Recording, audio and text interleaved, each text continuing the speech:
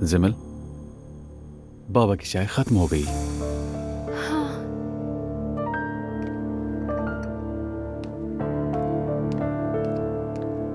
नमान, अपनी बहन को कॉल करो।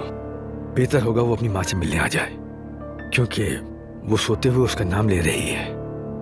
ठीक है बाबा।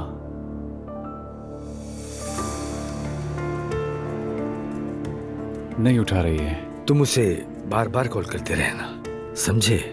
मैं तुम्हारी माँ के पास जा रहा हूँ। वैसे उसके पास एक डॉक्टर भी है, लेकिन मेरा वहां रहना जरूरी है। ठीक है बाबा।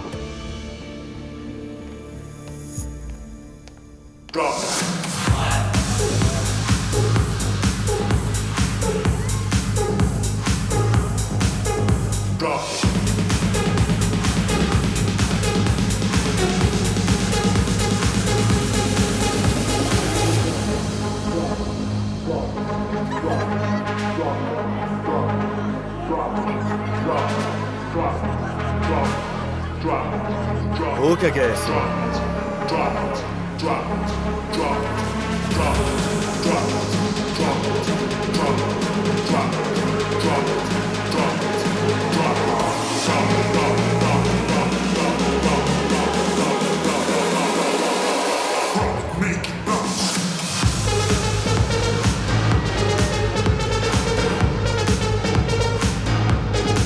चलो बस बहुत हो गया रो, चलो नीचे आ जाओ।